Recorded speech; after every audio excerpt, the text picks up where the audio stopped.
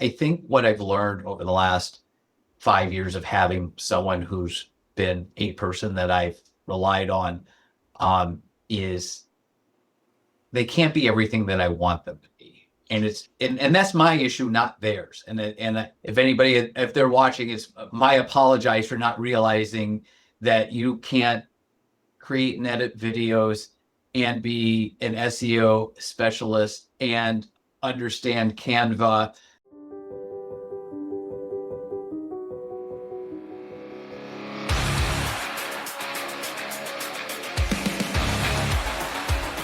Sharp Strategies, Sweet Success. Hello and welcome to Sharp Strategies, Sweet Success. This is your host, Tiffany Swidensky, and today I'm talking with Matthew Konecky. Matthew is a personal injury, DUI, and criminal defense attorney in Florida. I met him many years ago through GLM, so we've talked a few times kind of in between over the last few years. He's a great guy and doing a lot of cool stuff at his firm. And so I'm going to turn it over to him to finish out the introduction and to tell you a little bit more about what Matthew Konecky is doing right now. Hey, Tiffany, thanks so much. I'm a criminal defense DUI attorney in South Florida. I also do personal injury. Personal injury kind of came about as when I first started practicing law, the firm I was at, I had worked at in law school. When they hired me after I had interned with them, they said, "Oh, by the way, we do personal injury. Learn it. We don't know what we're doing." So that's always been a part of what I do. But, because you're in marketing, you understand with personal injury to do heavy duty marketing, to keep up with the Morgan and Morgans of the world. And, whoever's listening, I'm sure there's the local gorilla in each market. It's very tough in that aspect. So I built a really good client base with my criminal and DUI defense. And I internally market to them, and it's had a nice aspect of my practice to be able to maintain personal injury that way. So how are you internally marketing to your list right now? What are you doing to reach the people who have already worked with you, already contacted you? Yeah, that's it. It's just actually contacting the list. So every week we have an e-blast, and we've been maintaining that since about 2020. And we've got a list of over 3,000. We have a mailed newsletter that goes out every other month. It used to be every month, but every other month. So they get some information, and it's not just I'm a lawyer and this is the law and I'm boring and I'm, all of that. There's usually a good cover story. And then, we put some stuff that's just interesting to people, and some guides that we have on our website. And then my wife does a recipe. So people actually see it like that. I had one of my clients tell me that she would save my newsletter and ship it over to her daughter who lived in Amsterdam when my wife was doing vegan recipes because her daughter was vegan. So it's something that's actually, people, I don't know how many people enjoy getting it, but certain people did. And I will say that particular client would send me and does still send me cases. So it's a touch that actually has more effect than probably just about anything else. Yeah, that's the kind of invisible touch of marketing sometimes. They're on your email newsletter list, and we can only see the data that we can see in our CRM. So we don't really know if they're reading or enjoying. And, usually it's only when they do outreach to us that they say like, "Oh, I love your newsletter," or when they refer us a case. So my just another question about your list is how do you end up deciding who goes on the list? Are you just putting everyone, or are you guys discerning like types of person, types of case, anything like that? With the email blast, it's anybody who's contacted our office and filled out a form. Our intake is very good at making sure we secure an email address. And even if it's someone who doesn't, ultimately hire us, chances are they may need us again in the future, or, where they thought they didn't need a lawyer, they realize they do. So we make sure that we capture that, and it's not, we don't let that go until they unsubscribe. So that's how we get that. Now with the mailed newsletter, we focus that on previous clients, people who want to opt into that. So through LinkedIn, when I get my mailed newsletter, I actually make a digital copy of it and put it online. And I say, if anybody wants it, contact me. So we'll add people that way. And then some vendors that we use, maybe for the PI, if a doctor's office contacts us, we'll give them that so that we're top of their mind too. Yeah. So you guys are doing the email newsletter and the print newsletter, both, or are you just doing the email newsletter? So the emails is like a weekly e-blast, and then a separate newsletter that is completely different. And it's more like what you see, I don't want to compare myself to Bland Marketing, but you might get like your local realtor sends you, here's a 4-page newsletter, but every once in a while you just grab and go, what's in here? And then next thing you're like, I'm reading this, what I like to think that I had more impact than just the cold call realtor who sends out stuff. So they physically get them. I can sort of hear other attorneys ask me this question just based on what you're talking about. But so how do you decide what content is good for your criminal contacts, personal injury contacts, or are you even writing to, those specific groups? Are you making content for everyone? So it's a little of everything, right? So because you can't let them forget that you're a lawyer. That's not the point of doing that. So, but you also don't, there's nothing more boring than, I won a case. It's huge. I get result. That stuff's just annoying. So I try to put my personality into it. The emails are going to be a little bit more targeted so that people see, I try to drive them to my website or my YouTube channel. The newsletter is more just, it's personal. It's because most of those people have hired me already or had more of a deeper connection. And then I just kind of go, push the more personal approach so that they have a better comfort level so that, even if they don't need me again, they can refer and they feel like they do have a connection. The funniest thing with the email newsletters, one of the biggest responses that I ever got from it was we did a cover story about how, it was almost felt taboo, but I like pro wrestling. And it was just my love of pro wrestling. And I was a little kid, and my mom and my grandfather would take me to the matches, and how I love it today. And I'll tell you, I got emails from people coming out of the woodwork. Oh, that was so awesome. I like it too. And you'd be like really surprised. People might be surprised that I like it, but and no one should be surprised anymore. It is a $1 billion industry. WWE is signing contracts with ESPN, Netflix. I mean, it is a mega entertainment industry, but there was always that there was that taboo, like, oh, you like that, it's fake. Like, come on. I mean, it's not. I'm a fan. I remember as a kid, Stone Cold Steve Austin, and I just had a bunch of boy cousins, and we play the wrestling video games and stuff like that. So I didn't have a choice. I had to be in that universe when I was younger. Kind of disconnected from it, and then was with my brother-in-law, and we were just hanging out at his house and trying to figure out what to watch, and it ended up being pro wrestling. It was one of those moments where it was like, do you like this? And it's like, I can sit with this. And we were both unsure and ended up watching it for an hour or so and talking about it. And funnily enough, just this week, I was talking to another attorney who was telling me, oh, I'm a huge fan of pro wrestling. And I'm like, really? And so I think it's one of those guilty pleasures, I think. And so that's just really fun. Yeah. I wanted to ask you, because you mentioned YouTube, what are you doing for YouTube right now? So we are answering questions, the ones that people ask us all the time. And I will shoot video, try to get it out as, we try to have a weekly rollout on that. And, where we had a weird kind of pause, I've gone through some marketing people in my office, and finding a rhythm has been difficult.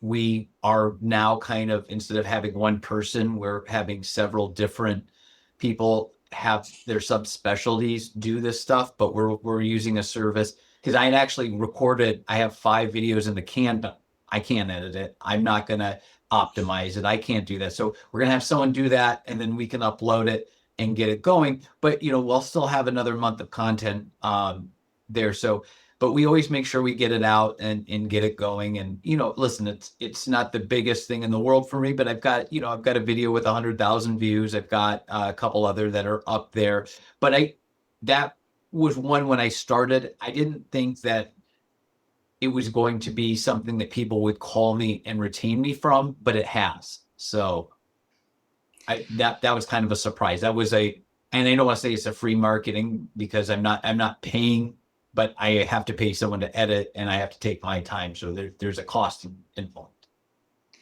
Yeah, and as somebody who's making content on the regular myself, my team will edit videos for me, and mercifully my edits aren't that complicated. So my team isn't like a full suite video editing team, right? So all the new video editing tools are really, really useful. But some good advice I heard on LinkedIn, actually just recently also, was that, for content, it's better to shoot for a B+ than an A+, because you really don't know what resonates. And just like your example with the email newsletter, you had no idea that would take off. Sometimes you put together a quick video or an article and then people end up loving it, and it's just hard to predict. And so just making content and getting in the habit of making content is just so important. And it's so easy, it's easier in my mind to sit down and record a video, just you talking about something you already know. And, just edit it later. It's easier than writing, at least in my book. Absolutely. I think I'm so much better at talking to answer a question than it is to think of a script and make sure I hit every single bullet point. That's always been difficult for me. So I don't typically do it. We do have, when I want to do more of a longer form video, I will create something. I do have a teleprompter, but even that, I can't even keep up with it. So as long as I'm seeing the bullet points and I'm hitting it, I definitely feel I put out some B+ material, as you say, a few A's and a few, few sub B's. Something I was looking at this week, which Google made this change a while back with Google Analytics, but they're now separating organic search from organic video. And so for my firms that are, maybe they're not super advanced with their strategy, we're just making content. Those that are putting out that YouTube content are seeing traffic from YouTube. Like, people are going to YouTube with questions, no doubt. And so it's a great place to, and I brought this up before on my podcast, so I don't know if I have with you before, but the good old 7, 11, and 4 rule. They need to see you 7 hours of content over 11 touch points on 4 platforms or something like that. And so video is just an easy way to add and create that 11 hours of content or 7 hours, whichever it is. So are you doing the scripting yourself, or is your agency helping with that? How are you guys generating the new content? So, and like I said, we've kind of gone into some changes. The marketer would provide me some scripts, some ideas, but ultimately I know what I want to talk about. So that was where we would go from there. Moving forward, it's really going to be kind of researching what are people asking, deep diving into the sub questions from that. And then I'm going to go back and probably, I don't know if you can hear the sirens. I just hear you. Okay, Zoom's good. pretty good about filtering out background audio. I have a washer going on the other side of this wall, and I'm pretty sure you haven't heard that, have you? No, we're a block and a half from the police and fire station. So on a regular given day, when I'm talking to people and they're like, "What are you, an ambulance chaser?" And I'm like, "No, literally, they're right here." So anyway, so researching the sub points, I think, are going to be the new way to prepare to deliver the content. And I think AI questions, you know, just going, find what's the most, what's the most asked question about this topic. And then from there, ask what are things other people are asking, and then I can develop it. So that's really what it's going to be. I think it'll be easier to go that way than have somebody who's not as familiar with the law or familiar with what I do, than try to create something to meet an algorithm. So, have you guys done anything else with your video? Are you looking at like social media video, or have you even like started there yet? Yeah, so we definitely, and I think that was kind of the missing link over the last few years, is while we've been doing a lot of great stuff with YouTube, not really pushing it through our social media channels as much. But over the last month and a half, if anybody's seen me on LinkedIn or our social media pages, I've been trying to at least push the content. I started doing shorts again, because those are really simple. That I can do without sending it to an editor. And again, maybe it's just B plus content, but if you get somebody to look at it, that's all that really matters. But yeah, that we're now having a more consistent flow in that. Yeah, shorts are interesting, and I've seen this with law firms, and I've seen this with my own content. But admittedly, I haven't paid much attention to it. Shorts, YouTube Shorts, mostly been YouTube videos or something else. And then I'll go back in our account and look at like which shorts are getting good views, and looking at it for the first time in 6 months and realizing like, wow, some of these have done really well. They're getting engagement, they're getting views. Clearly people like them. And a lot of it are just like shorter clips from the longer YouTube videos. So they're relatively easy to make. But yeah, like shorts is, there are a lot of talk in the legal marketing space about YouTube in general, and maybe I just haven't been listening to the right people. Like I feel like shorts are just a part of that network that are underutilized, and it's really interesting. I hope I can dive more into it at some point in the future. Well, I mean, I guess just beyond video, are you guys making any new marketing investments this year, or looking at kind of branching off and trying something new, or are you just like maintaining what you guys are working on? So I think the biggest thing that's happened in this year is with marketing is kind of withdrawing from having a central person in the office to do our marketing, and then kind of farming out the subspecialties. I think what I've learned over the last 5 years of having someone who's been a person that I've relied on, is they can't be everything that I want them to be. And that's my issue, not theirs. And if they're watching, it's my apologize for not realizing that you can't create and edit videos and be an SEO specialist and understand Canva and create ultimate works of art that we can repurpose. As much as I would like somebody to be a jack of all trades, and a master of it all, they can't. So I think kind of sub those specialties out, but having the idea that they're all working together. And I think that's the biggest thing, is getting all of those things to work together. So that's where we're going with on that. We've had some, I'm sure every bar association has their own challenges, but Florida is notorious for their advertising. Unless you're going to do some outrageous billboard, I can't understand why. As you drive, you see the craziest stuff now, and it used to never be that way. And I know there's reasonings, First Amendment reasonings for it, but then when you want to simply do a Facebook ad, or you want to do a direct mailer, which is completely allowed and has been done since I've been practicing law, it's amazing what you can and can't put on a mailer.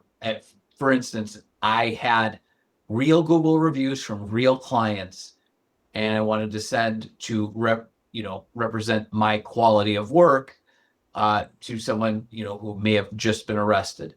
And the Florida bar said, because this person says I'm the best lawyer, or you'll get a great result, since it couldn't be verifiable, they won't allow me to use those types of reviews in an ad. Luckily, they'll allow me to put in the ones that say Matt's team is great, and good communication, which is probably more important than the result aspect of it. But I have to go back and forth for months trying to hone down on that, and it makes getting out when the idea comes and I'm ready to roll with it. It's still a 3 or 4 month process, and I don't want to say I lose interest, but I definitely lose steam in getting and rolling it out. So I do think that we are going to probably do another direct mail campaign that will be very targeted. I've been doing them on and off for 20 years, and they're not as successful. When we first started doing them, there was no such thing as SEO. So that was a good way to do it. But, but it does have a market, and it does have a place for it. Well, as a marketer, a legal marketer, and not a lawyer, I guess I don't always feel like I have a place in or a say in how I feel about various bar rules for marketing. It feels like you guys kind of made those rules for yourselves. But, as an outside person looking in, like, it's confusing to me. Like, one, you'd think it would be really clear cut, some of the rules, but they're really rather ambiguous. And you see people getting away with things. You're like, wait, I thought we weren't allowed to do that. And we're not allowed to do that. It's just so ambiguous that sometimes you just get away with it until somebody tells you to stop, like a particular advertising practice, But you zoom out, not just looking at lawyers, but look at all these different industries. Like, there's so little regulation on what you can say, like just say as an ad agency. An ad agency can create an ad and make up results for themselves. And there's no ethics rules or guidelines or things preventing that. Yet with lawyers, there's a ton. And there's a ton that you just have to be aware of, and all these nuances. And it's challenging. And sometimes I feel like other lawyers would disagree. It just feels like unnecessarily restrictive. Some things I would agree with, but some things are like, I don't know, like not being able to focus on results or something, or having to go through a process to get like a print mailer. It just seems kind of silly to me sometimes, honestly. But I definitely feel you. To your point, I agree with you. It's very ambiguous of what the rules are. I like to play by the rules just because I value my license, and I know it's never going to be a potential client goes, oh, I was misled by that ad. It's going to be a competitor who's pissed off. And that's what it is. And a lot of people just do it until they get called out on it and face the consequences later. I'm not going to play like that. But, to your remark, advertising isn't really regulated other than like the FDA and and lawyers. Everybody wants to use alternative facts as the basis of their marketing. So but we can't. Yeah.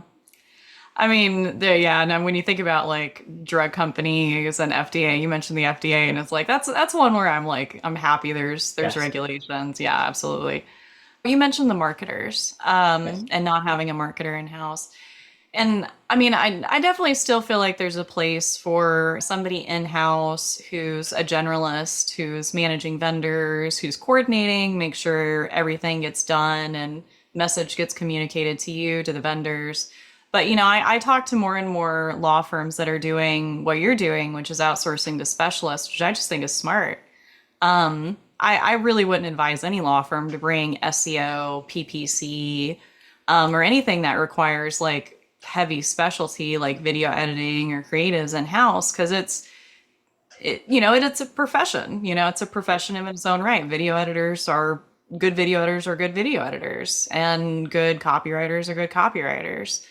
And I was talking with somebody about this the other day. You would think that AI would have made more people able to do these specialist things, but really what it did is gave all the specialists the same tools. So now they're just able to produce at a higher level, and everyone's still learning what they learn. So I think what you did is ultimately smart. You really have to lean on the people who know their trade, because in the industry we're in, it's just ridiculously competitive. Like, you're not going to do much with DIY marketing up against, Morgan & Morgan or whoever the big law firm is in your region. And so you almost have to. And so, I mean, there's still a place for an in-house marketer but there are certainly so many times where it just doesn't work out because, maybe the marketer didn't have a good picture of what they would be doing and wanted to be the specialist themselves. And, it's just not a match. So, Absolutely. And I think that's, like you said, managing the vendors, but also getting the vision of what the firm is. So there will be a time where that happens and they'll be more of a marketing manager than just a straight up marketer and doing all the tasks. So yeah. But marketing is fun. So you kind of end up wanting to do all the tasks and it just ends up being a double-edged sword. well, that I will say that's the one thing since our last one left. It's forced me to get my hands dirty again. When I first kind of started the journey, around the time I met you, I was kind of like, Wizard of Oz, black and white to color, like, oh my God, I could do all these things. And I had fun. You helped me create some of my brochures, not brochures, but my legal guides, the covers and stuff like that. Cause I knew that was out of my wheelhouse, but everything else I did. And I loved that part of it. I have a business background, like my bachelor's of sciences in business management. So there was always this part of me and that I've loved being an entrepreneur and being in business, aside from being a lawyer, that the marketing, having fun with. And now, again, like having to get my hands dirty and seeing, really kind of where AI is going to be able to take us.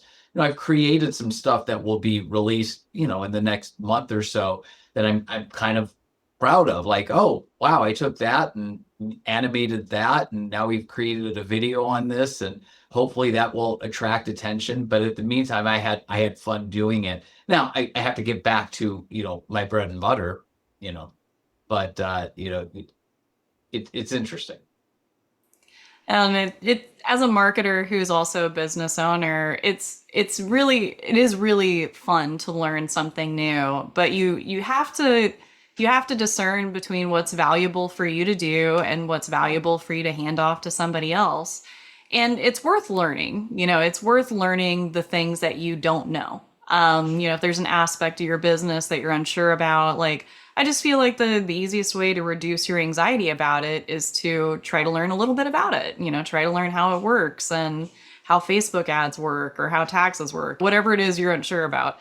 And then to understand these things and to gain that confidence in it. But like at the end of the day, like I don't want to handle that. Like I know about it now, but that's a day-to-day job that I don't want to do. And there's probably something on the horizon that's more interesting for you to learn. Like go learn something else and let somebody else handle the thing that you already set up for them or you already found out and learned about.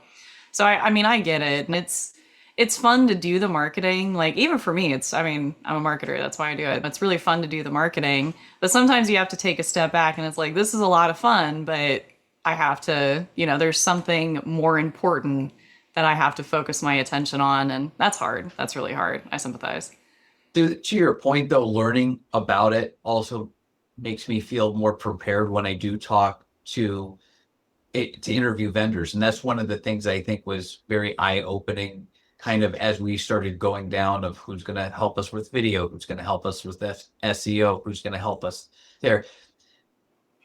A lot of people, I think, look at lawyers and probably doctors too of, kind of, I'm not putting you in this category, but the salespeople for marketing firms look at it like used car salesmen. They go like this. Oh, these guys don't know what they're talking about. They're just going to buy everything. They're an attorney. They'll afford our services. They need our services. We're a doctor. And so having some touch points where you can say that, like, what they're talking about when they're talking about SEO or when they're talking about local service ads, or they're going to talk, someone who wants to sell me on pay-per-click, that's not where I'm going. I'm not going to pay for somebody just doing free research on this and click my site. That's not going to pay off, but local service ads might. Organic SEO. So having that little bit of knowledge is like a superpower, because then you're hopefully not getting sold stuff that you don't need. Yeah. Yeah, there are a lot of salespeople out there. And I mean, I sell, like you pointed out, I sell marketing services too. So I'm part of this game as well. But I'm kind of a Girl Scout, I will look in the horizon and see like, it's like what you're selling isn't that useful, or, that could be easily brought in-house, or maybe they're just misrepresenting the heck that they're doing selling entirely. Right. I mean, it happens. And I mean, more commonly, what I see are, vendors doing their best, but, the level of investment that the law firm is putting into their site and the SEO team is doing just isn't enough. That's usually more common.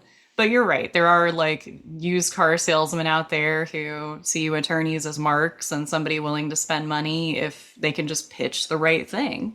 Well, And if I could share a story, just the other day, I was on LinkedIn and I was looking at this, what I don't know how this stuff pops into my feed, but it was like a younger guy and he was doing like an on the spot interview at a bar with a girl going, who name me one personal injury attorney, and they were in Miami. So, and the woman was intoxicated.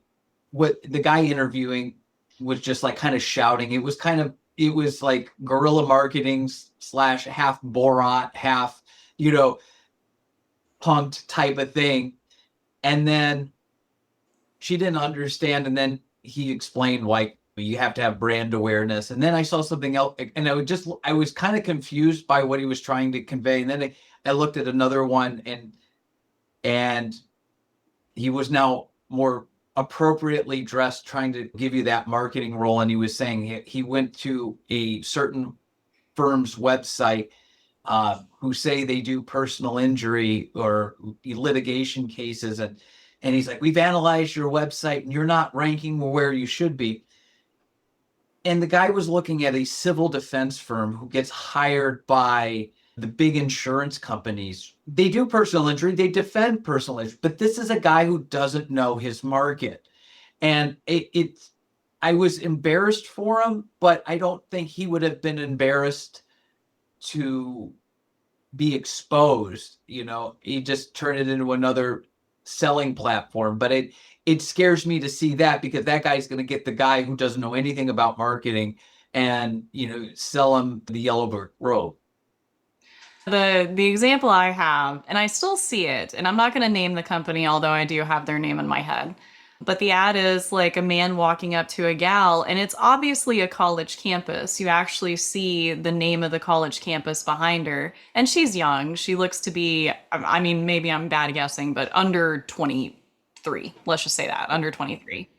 And he walks up to her and just like, what's hard about lead generation for personal injury firms?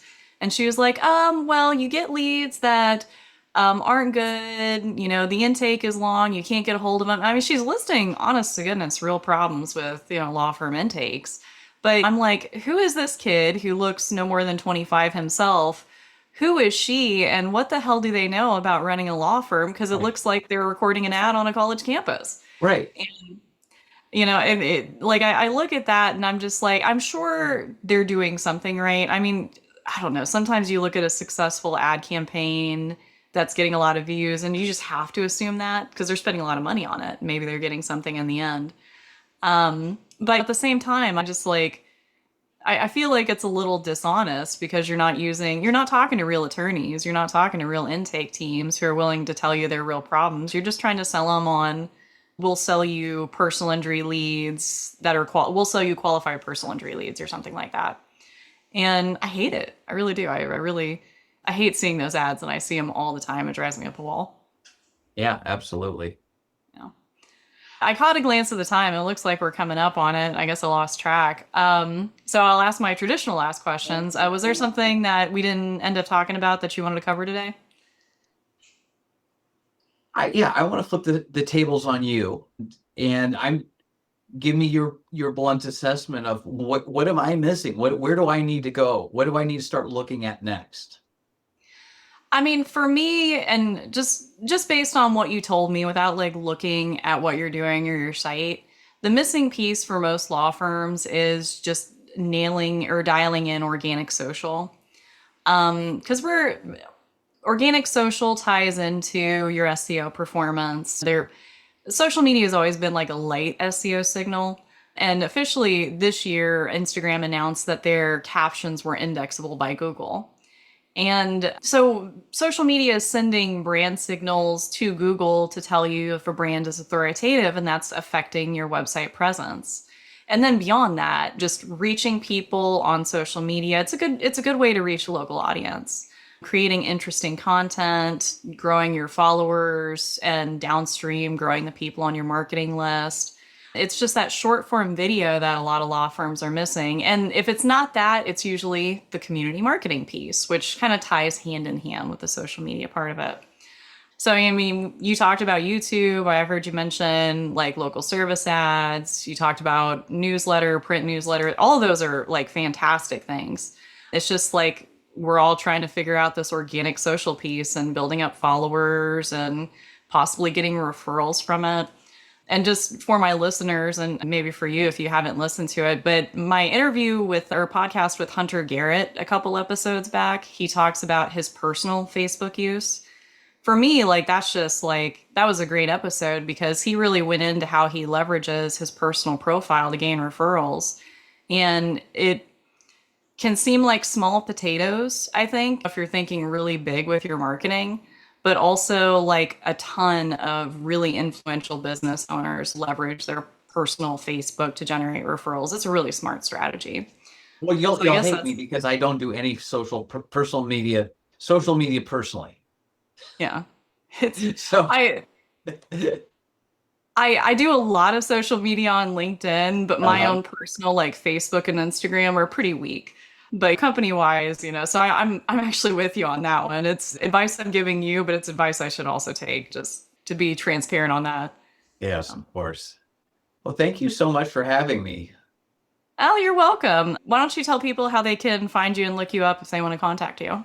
So on that last note, on my social media, I don't have those off the top of my head. You can find, so my name is Matthew Konecky. You can find me on LinkedIn, Matthew Konecky. I think there's only one other one. You'll see this mug on there. I think Instagram is 561 Law. Our website's 561law.com. And then obviously from there you could branch out and find us. But we are we serve South Florida. Our main office is in Palm Beach Gardens. And we do criminal defense, DUI defense, and personal injury. So God forbid you need me, I'm here. Well, thank you so much for coming on the podcast. It was a great episode. I loved it. And I guess we'll talk to our listeners next time. All right. Thank you. Bye.